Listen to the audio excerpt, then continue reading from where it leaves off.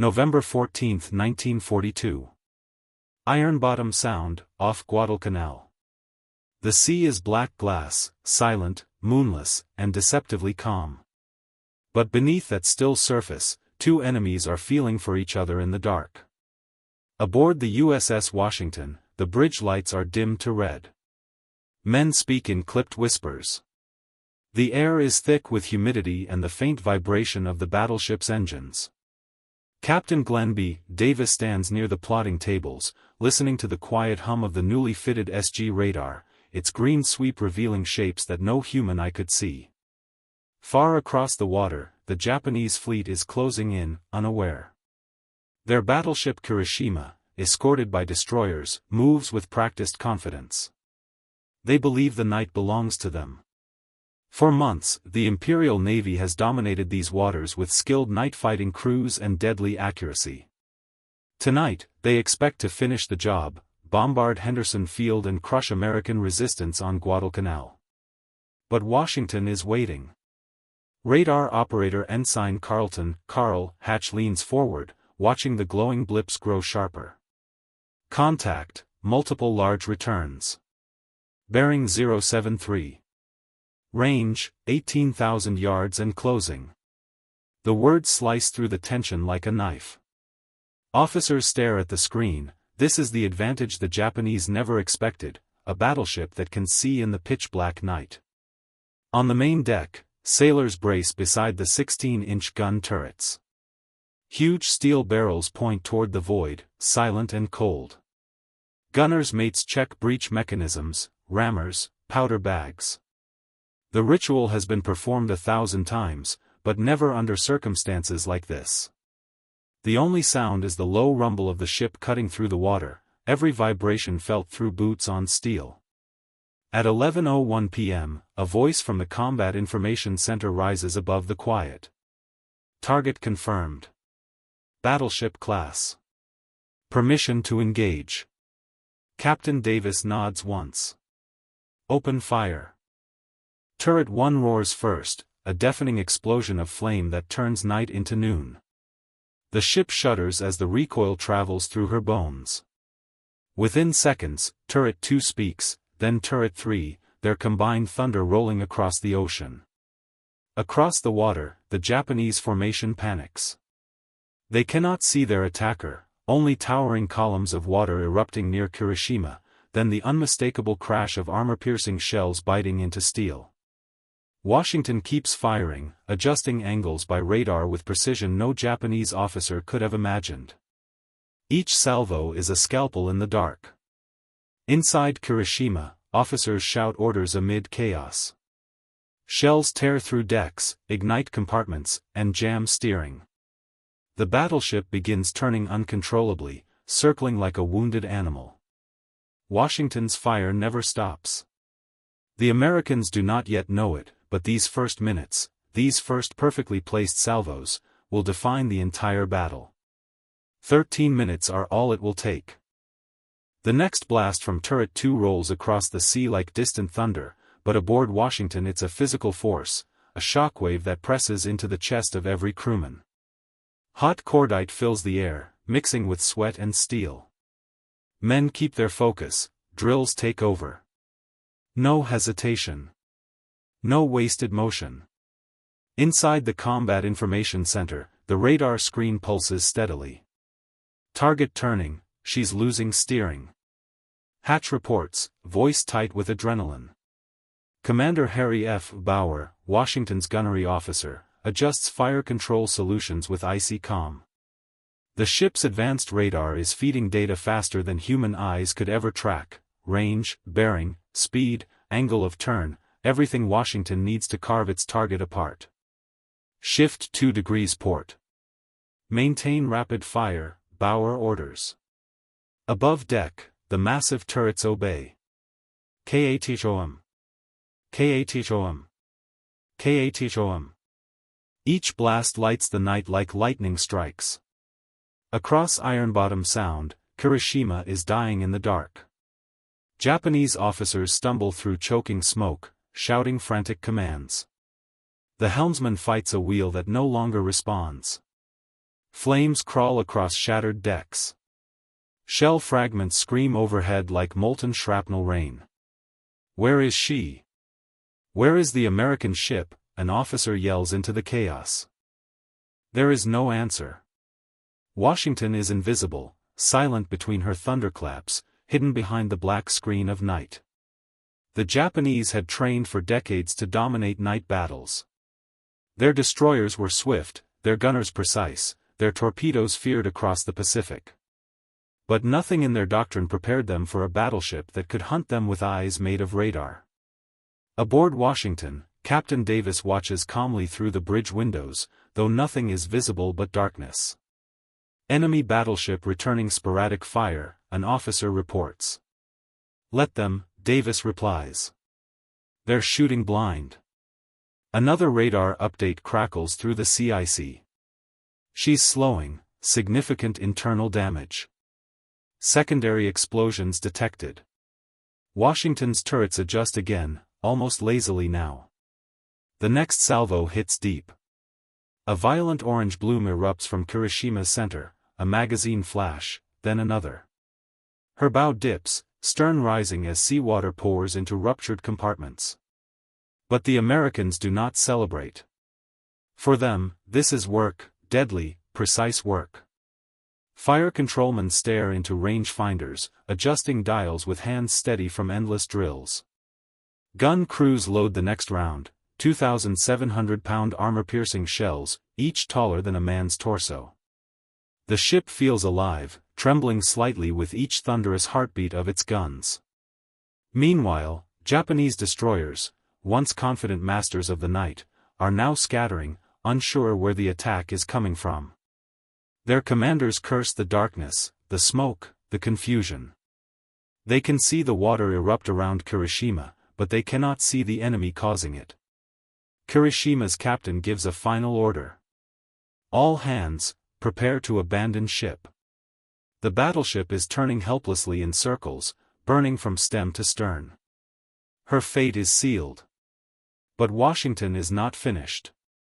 Not yet. Because the 13 minutes are still ticking, and every second brings the battle closer to its inevitable, shattering conclusion. The clock strikes 11:10 p.m. Only 9 minutes have passed since Washington opened fire, yet the sea around Ironbottom Sound feels transformed, charged with the electric violence of battle. On Washington's deck, sailors move with crisp precision. Their faces glow briefly with each muzzle flash, then vanish back into darkness. The ship is a floating machine of war, every man a component, every action timed to the heartbeat of the guns. Target slowing to 5 knots, comes the next radar report. Commander Bauer responds instantly. Maintain pressure. Continue firing. The order is redundant. Washington's turrets are already moving, their servos whirring softly, tracking a ship that radar has reduced to mere coordinates and angles. Kirishima may be hidden by smoke and darkness, but on the screen, she is unmistakable, a glowing phantom marked for destruction.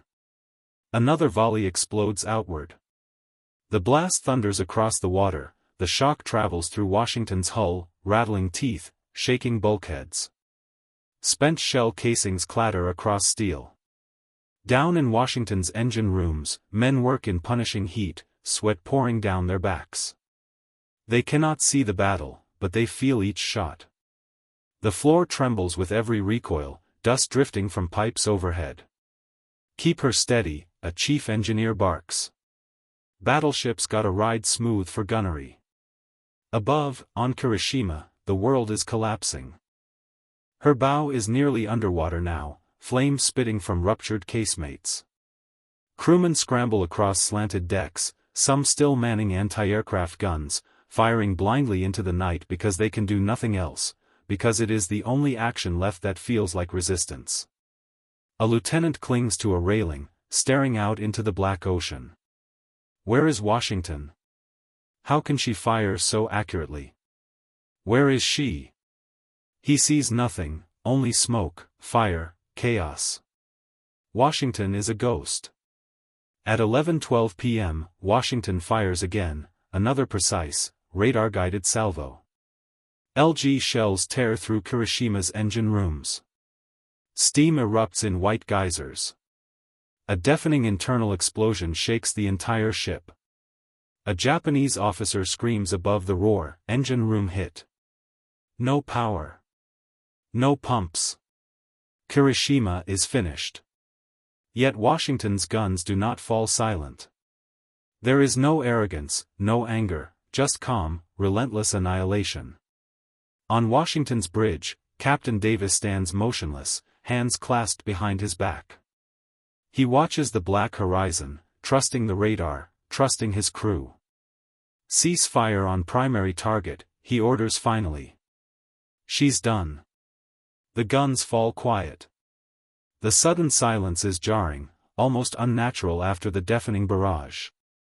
Smoke lingers over the sea like a drifting shroud. Across the water, Kirishima's fate is sealed. She lists heavily, the flames now reaching higher than her superstructure.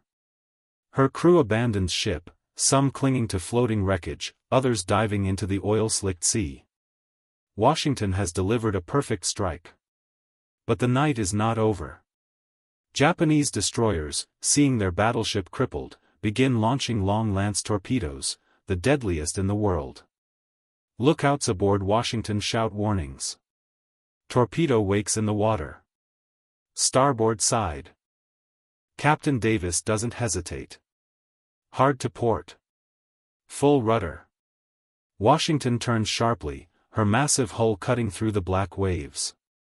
Searchlights remain off, silence and stealth are her shield. Torpedo wakes streak past her bow, missing by mere yards. The enemy has struck back.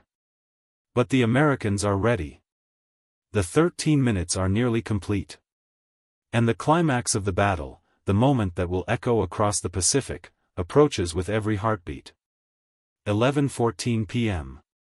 13 minutes have passed.